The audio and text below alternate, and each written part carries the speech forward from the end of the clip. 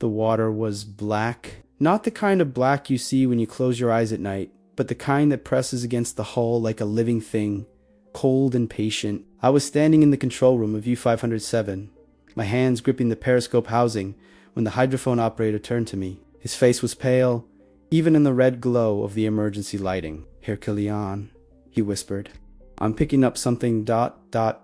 strange." That was April 1943, the Atlantic Ocean. And that whisper changed everything. I'd been hunting Allied convoys for 18 months. 18 months of living in a steel tube beneath the waves, breathing recycled air that tasted like diesel and sweat, sleeping in shifts on bunks still warm from the man before you. 80 months of watching torpedoes streak toward cargo ships, of hearing the muffled thunder of explosions, of diving deep while depth charges shook our boat like a child's toy. But that morning, when we surfaced to recharge our batteries, something was different. The ocean felt watched. I remember looking through the periscope at dawn. The sky was that particular shade of gray that makes you forget there was ever such a thing as color. The waves rolled past, endless and indifferent. And somewhere out there, invisible, patient, something was listening. The hydrophone operator played the recording for me, a strange pinging sound, mechanical, regular, like a heartbeat. "It's everywhere, Herr Kilian," he said. "I'm picking it up on multiple bearings. It's like the ocean is full of them." I didn't know it then.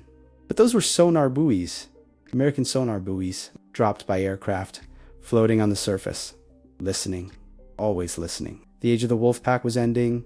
The age of the hunted had begun. My name is Klaus Hartmann. I was born in Hamburg in 1919, the son of a fisherman who never came home from the First War. I joined the Kriegsmarine in 1937, young and stupid and convinced that the ocean was the last place where a man could be truly free. By 1941, I was a watch officer on U-96.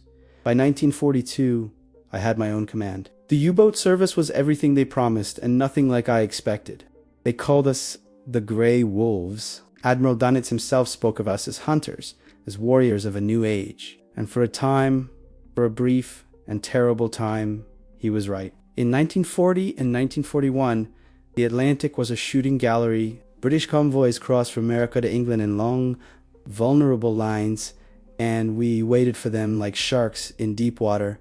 We'd surface at night, running on diesel engines, faster than most escorts could follow. We'd pick our targets, fire our torpedoes, and dive before anyone knew what hit them. They called it the happy time.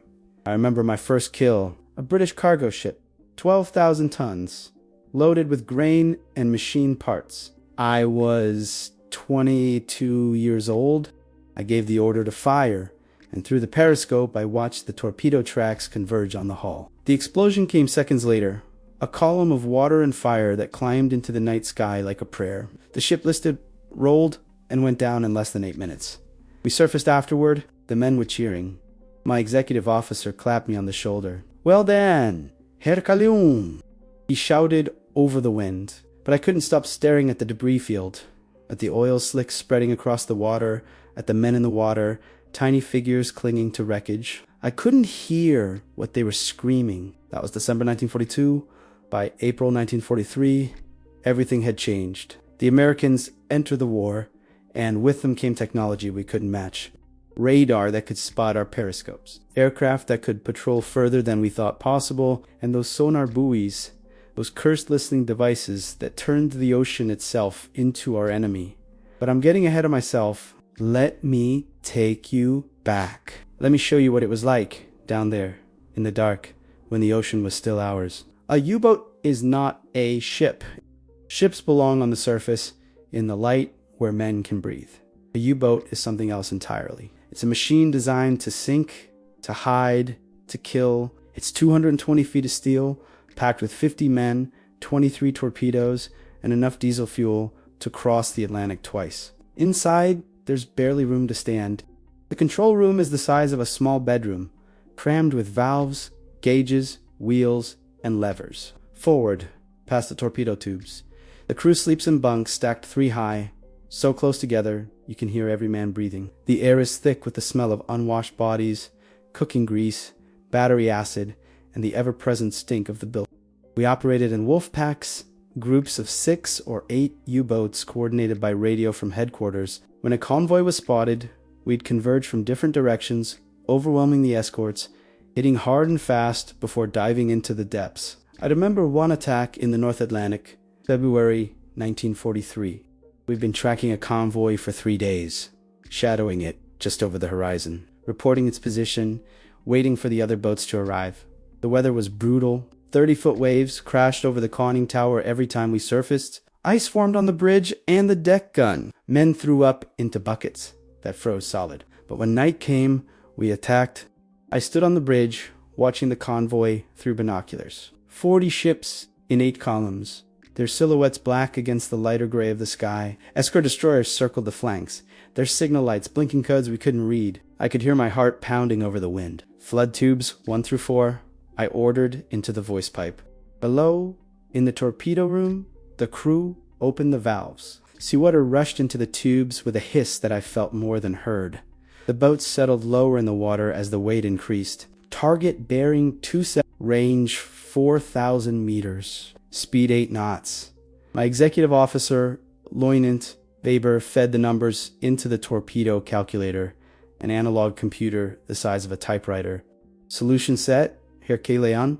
I picked my target, a tanker, big and slow, riding low in the water. Full of fuel, oil-bound for England, one hit would turn it into an inferno. Fire 1, fire 2.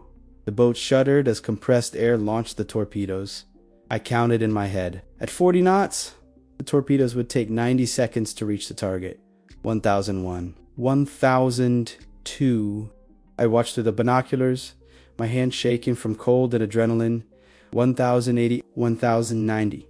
The first explosion lit up the night like a flashbulb. The tanker's bow lifted out of the water, silhouetted against the fireball that engulfed the superstructure. Seconds later, the second torpedo hit amidships. The tanker broke in half. Alarm, dive, dive. We were already moving, racing down the ladder into the control room, slamming the hatch behind us. The diesels roared as they shut down, and the electric motors went to life. The bow dipped sharply as we vented ballast tanks and drove for depth. Level off at 100 meters, I ordered, grabbing a handhold as the boat angled down. Through the hull, I could hear the distant thrum of destroyer propellers. They were coming for us. The first depth charge exploded 200 meters away. The sound was like being inside a bell when someone strikes it with a hammer. Every light in the boat flickered. Dust and rust flakes rained from the pipes and cables overhead. A gauge cracked, spraying hydraulic fluid. Rig for silent running, I said quietly. The crew moved without speaking, shutting down everything except the motors. The ventilation fans stopped. The lights dimmed to almost nothing. In the sudden silence, all I could hear was the breathing of 50 terrified men. The next depth charge was closer. The explosion slammed us sideways. A pipe burst, spraying water across the control room. Men scrambled to repair it, working in the dark by feel, while overhead the destroyer circled like a patient predator. We stayed down for 6 hours, silent, motionless, waiting. That was the reality of U-boat warfare. For every minute of triumph, there were hours of terror. By March 1943, the pattern was clear. Our losses were mounting. Boats that left port didn't come back. Experienced commanders vanished into the Atlantic without a trace. The British had cracked our codes. The Americans had radar, and those sonar buoys were spreading across the ocean like a net. But headquarters kept sending us out. Admiral Dunitz believed that if we could just sink enough tonnage, if we could just starve Britain into submission, the war could still be won. So we went again and again and again. I remember the briefing before our April patrol. The intelligence officer showed us maps with red pins marking where U-boats had been lost. There were dozens of them. The enemy is using new tactics, he said. Hunter-killer groups. Small escort carriers with dedicated anti-submarine aircraft. Once they find you, they don't let go. Someone in the back asked the question. We were all thinking, what are our chances? The intelligence officer didn't answer. He didn't have to. The statistics spoke for themselves. In 1940, a U-boat crew had a 75% chance of surviving the war. By 1943, that number had dropped to 25%. We sailed anyway. What else could we do? The patrol began well enough. We slipped through the Bay of Biscay at night, diving during the day to avoid Allied aircraft. The weather was foul, which helped us. Low clouds and rain kept the enemy planes grounded. For 2 weeks, we hunted. We found nothing. The convoys were taking different routes now, staying further north, closer to Iceland where air cover was better. The ocean felt empty in a way it never had before. Then, on April 19th, we intercepted those sonar buoys. We'd surfaced at dawn to recharge batteries and ventilate the boat. The fresh air was glorious after days submerged. I was on the bridge with the watch officer and 2 lookouts, scanning the horizon with binoculars. That's when the hydrophone operator called up. "Here, Kalian, I'm picking up multiple contacts, strange acoustic signatures. They're not propellers." I went below to listen. He handed me the headphones, and I heard it ping, ping, ping. Mechanical, regular, coming from at least 6 different bearings. "What is it?" Weber asked. I didn't know, but I knew it was bad. "Clear the bridge. Take it down." We dove to 80 meters and went silent. For the next hour, we listened. The pinging never stopped. It surrounded us, a web of sound. And then we heard something else. The distant rumble of aircraft engines. They'd found us. Somehow, without seeing us, without radar contact, they'd found us. The depth charges started falling 10 minutes later. The attacks continued for 36 hours. We'd maneuver slowly on electric motors, trying to slip away, and the aircraft would find us again. They dropped sonar buoys ahead of us, behind us, all around us. The ocean had become transparent. Every move we made, they knew. We went deep. 150 meters, 200. The hull groaned under the pressure. Rivets popped like gunshots. A welding seam cracked, and water began spraying into the control room in a high-pressure jet. Damaged control party, forward. Weber shouted. The crew stuffed mattresses and wooden wedges against the leak, but the water kept coming. The bilge pumps couldn't keep up. The boat was getting heavier, harder to control. I made the decision every submarine commander dreads: surface. Battle stations. Prepare the deck gun. We blew ballistin shot toward the surface like a cork. The moment we broke through, I was on the bridge. Binoculars sweeping the sky. They're 2 miles out. A twin-engine aircraft, American markings, banking toward us. Get that gun manned. Now, the deck gun crew scrambled up through the forward hatch, slipping on the wet steel. They swung the 88mm cannon toward the approaching plane and started firing. The gun thundered, sending shells arcing into the sky. The aircraft came in low and fast. I could see the bomb bay doors opening. "Hard left rudder," I screamed down the voice pipe. The boat turned, sluggish with water in the bilges. The bombs fell. They hit the water 50 meters off our starboard side, and the explosions lifted the stern clear out of the ocean. I was thrown against the bridge, railing so hard I saw stars. When my vision cleared, the aircraft was climbing away, trailing smoke from one engine. Our gunners had hit it, but more planes were coming. I could see them on the horizon. Abandon surface action. Dive. Dive. Dive-y. But we couldn't. The forward ballast tank had been damaged in the bombing. We could submerge, but we couldn't go deep. And with the leak in the control room, still spraying water, we couldn't stay down long. We were trapped. On the surface, aircraft would kill us. Submerged, we were slowly flooding. And all around us, those cursed sonar buoys kept pinging, marking our position, calling down death from above. I gathered the officers in the control room. Weber, the chief engineer, the torpedo officer. They looked at me with exhausted, frightened eyes. We'd been at sea for 30 days. We were low on fuel, low on food, and we had 2 torpedoes left. "We make for home," I said. "Best speed on the surface at night. Submerge during the day. If we were attacked, we fight on the surface and try to damage enough aircraft that the rest break off." It was a terrible plan, but it was the only plan we had. The voyage back took 9 days. 9 days of hell. During the day, we'd dive to 60 meters and crawl east at 4 knots. The electric motors straining, the leak in the control room growing worse despite our efforts. The crew took turns manning the bilge pumps by hand when the automatic pumps failed. We were all exhausted, running on coffee and amphetamine tablets the ship's doctor handed out like candy. At night, we'd surface and run the diesels at full power, racing toward France, toward safety. knowing that every mile we covered brought us closer to home and closer to the enemy aircraft that hunted from bases in England. On the third night, we were spotted radar. A destroyer appeared on the horizon, and we dove with seconds to spare. The depth charge attack that followed was the worst I'd ever experienced. The explosions came in groups of 4, perfectly spaced, methodically walking across the ocean floor toward us. The lights went out. In the darkness, I heard men praying. I heard men crying. The hull cracked somewhere aft, and water began flooding the engine room. The chief engineer reported calmly, professionally, like he was discussing the weather.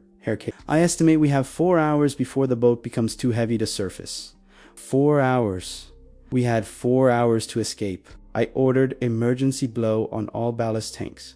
We shot to the surface in the middle of the destroyer's search pattern. They were so close, I could see sailors on their deck. Our gun crew was already firing before I even reached the bridge. It was chaos. The destroyer's guns fired back, shells screaming past the conning tower. One hit the deck, killing 2 men instantly. But our gunners kept firing, kept loading, kept aiming, and by some miracle, by the grace of a god I'd stopped believing in years ago, we hit the destroyer's bridge. The enemy ship turned away, trailing smoke. And we dove again, this time with the chief engineer and half the engineering crew in the flooded compartment, working in chest-deep water to patch the cracks with anything they could find. When we surfaced an hour later, the destroyer was gone. We'd survived. Somehow, impossibly, we'd survived. On the 7th night, we crossed into the Bay of Biscay. We were close now, maybe 200 miles from our base in Lorient. We could taste it. Home safety. Fresh food and clean sheets and air that didn't reek of diesel. That's when the torpedo hit us. I never heard it coming. There was just a tremendous explosion amidships, and suddenly I was underwater, tumbling in the darkness, my lungs burning, not knowing which way was up.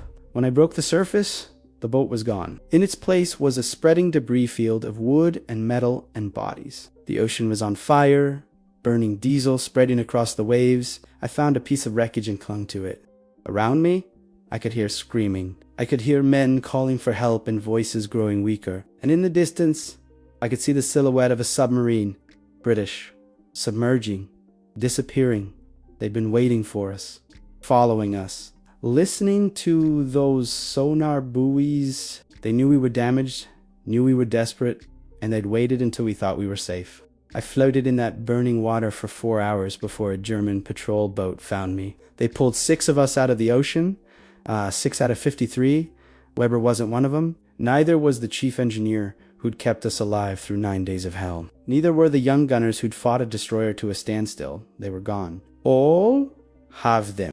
Swallowed by the ocean that had once been ours. I spent 3 weeks in a hospital in Lorient, hypothermia, minor burns, shock. When I was released, I reported to headquarters, expecting a new command. Instead, they gave me a desk job. We need experienced officers for training. The admiral's aide told me, "You've done enough." I wanted to argue. I wanted to demand another boat, another chance. But I couldn't, because I knew the truth. The war beneath the waves was over. We'd lost. In May 1943, 1 month after we intercepted those sonar buoys, Admiral Dunitz withdrew the U-boats from the North Atlantic. In that single month, we'd lost 43 boats. 43 2,000 men gone. The Allies had won the Battle of the Atlantic. Not with battleships or aircraft carriers, but with technology, radar sonar, code-breaking, long-range aircraft, and those cursed sonar buoys that turned the ocean into a trap. I spent the rest of the war training new crews, knowing that most of them wouldn't survive their first patrol. I shook their hands, looked into their young, eager faces, and lied to them about their chances. By 1945, the U-boat service had a 75% casualty rate. Of the 40,000 men who served, 30,000 never came home. I was one of the lucky ones. If you can call survival luck, after the war, I went back to Hamburg. The city I remembered was gone, replaced by ruins and rubble. My mother had died in the firebombing of 1943. My sister had moved to America with her husband, a former POW. I got a job with a shipping company, inspecting cargo vessels. It was quiet work, peaceful work, but every time I went aboard a ship, I'd find myself looking at the water, listening to the sound of the hull moving through the waves. Sometimes, late at night, I still dream I'm in the control room of U-507. The red lights are glowing.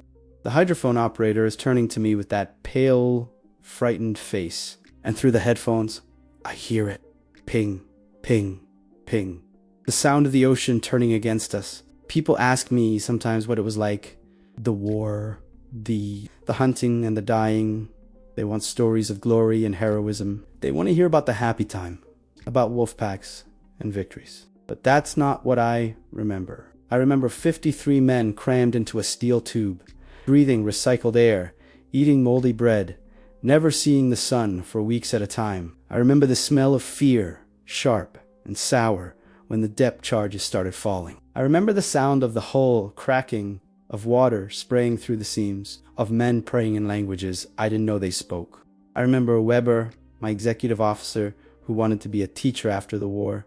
He never got the chance. I remember the chief engineer, whose name I've forgotten, but whose voice I still hear. Calm and professional, even as his compartment flooded around him. I remember the lookouts, the torpedo men, the radio operators, the cooks, the mechanics. Ordinary men doing extraordinary things because someone told them it mattered. And I remember that day in April 1943, when we intercepted those American sonar buoys and realized the ocean was no longer ours. That was the day we lost the war. We just didn't know it yet.